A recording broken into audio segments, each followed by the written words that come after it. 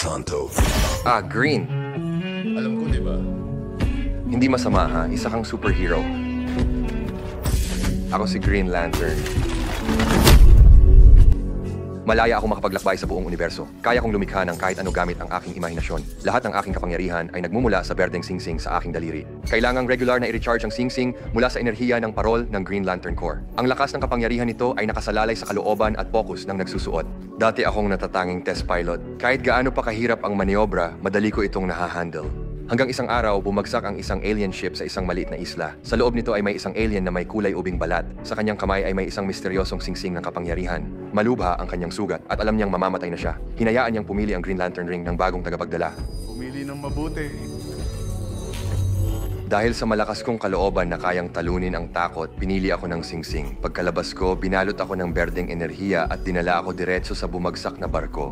Nang makalapit ako, lumitaw ang isang alien na nakasuot ng berde sa harap ko. Wala akong naramdamang takot. Sa aming pag-uusap, nalaman kong siya ang tagapagbantay ng universo.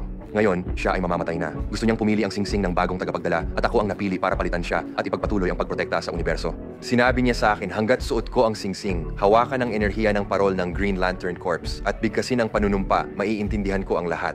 Ngunit nang tanungin ko siya kung ano ang panunumpa, umanaw na siya. Wala akong magawa. Dinala ko ang singsing at ang parol pa uwi. Naguguluhan ako. Paano ko ito maia-activate? Nagsimula akong mag-eksperimento ng walang direksyon. Hindi inaasahan, na-trigger ko ang enerhiya ng parol ng hindi sinasadya. Sa sandaling iyon, nawalan ako ng kontrol sa aking katawan at isipan. Ang aking bibig ay nagbigkas ng panunumpa na hindi ko alam. Sa susunod na segundo, ang berdeng liwanag ng singsing ay iniangat ako mula sa Earth kahit sa pamamagitan ng wormhole sa kalawakan. Nang magising ako, natagpuan ko ang sarili ko sa isang berdeng kasuotan. Mokrong maskara ay tumakip sa aking mga mata. Sa sandaling iyon, naramdaman kong hindi ako matatalo. Hindi ko mapigilang maglakad ng ilang hakbang na may kumpiyansa. Biglang lumitaw ang isang alien sa tabi ko. Natapos mo na bang humanga sa sarili mo? Oo. Tinawag siyang Green Lantern Fish ng lahat. Ipinaliwanag niya ang lahat tungkol sa Green Lantern Corps at ang kanilang papel bilang mga tagapagtanggol ng universo. Dahil pinili ako ng singsing, miyembro na ako ng Corps. Sa ilalim ng kanyang gabay, natutunan kong lumipad.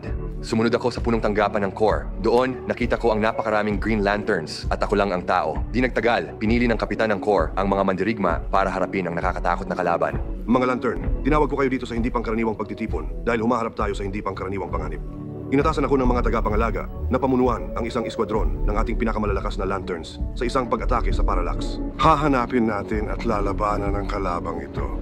Bago iyon, tinuruan ako ni Green Lantern Fish kung paano gamitin ang singsing. Ipinakita niya sa akin na ang lahat ng kapangyarihan ay nagmumula sa imahinasyon at lakas ng loob. Mas malakas ang loob, mas malakas ang kapangyarihan ng singsing. Binigyan nila ako ng tagapagsanay sa labanan. Agad na ikinandado ng malaking tao ang aking mga binti. Pagkatapos ay bumagsak ang malalaking bato mula sa langit. Agad akong kumilos at lumikha ng hadlang para harangin ang mga bato. Hindi nagtagal, bumagsak ang pangalawang bato. Kailangan kong mabilis na lumikha ng mga punto ng suporta sa ilalim ng presyon. Hindi inaasahan, pero hindi tumigil ang tagapagsanay. Tinawag niya ang grabidad ng araw para idin ako pababa. Pero sa sukdulan, naging matalino ako at gumamit ng kadena para pabagsakin siya. Pagkatapos ay lumitaw ang kapitan ng Corps. Tiningnan niya ako ng mababa. Akala niya masyadong mahina ang mga tao para maging karapat-dapat sa singsing. Nakipaglaban siya sa akin ng personal at halos hindi ko na ipagtanggol ang sarili ko. Agad akong natalo. Ang kanyang mapanghamak na ugali ay hindi nakasakit sa pisikal. Ngunit ang insulto ay tumagos ng malalim. Galit, pinili kong bumalik sa Earth. Kasabay nito, nagsimulang magbago si Hammond. Nang makita niya ang kanyang Sam ay natuklasan na siya ay nahawaan ng isang dayuhang nilalang at nais siyang gamitin para sa mga eksperimento. Tuluyang nabaliw si Hammond. Pinabagsak niya ang lahat ng nasa paligid niya at nais niyang personal na alisin ang ama na matagal nang minamaliit siya. Sumugod ako sa pader. Sumugod si Hammond sa akin. Nagsanhi ako ng isang flamethrower, tinunaw ang salamin at pagkatapos ay itinapon ito sa kanyang mukha. Pagkatapos ay sinipa ko siya palayo. Siya ay umungol at ginamit ang mga bagay sa paligid niya upang lumaban pabalik. Hindi ko naiwasan at natumba ako sa lupa. Nang hawakan niya ako, nabasa niya ang aking mga alaala at napagtanto niyang ako si Green Lantern. Siya ay nagalit. Dahil sinira ko ang kanyang mga plano at kinuha ang babaeng mahal niya, itinapon niya ang kanyang ama sa incinerator. Ang sayang mi ay naging zoabo agad. Sa pamamagitan ng singsing, naitana ko ang nilalang na Parallax sa universo. Ipinahayag nito na ang Earth ang susunod na target. Itinuon ko ang aking kalooban at pinakawalan ang kapangyarihan ng singsing. Tinamaan ni Green Lantern si Hammond palayo at ang tunay na krisis ay nagsisimula pa lamang.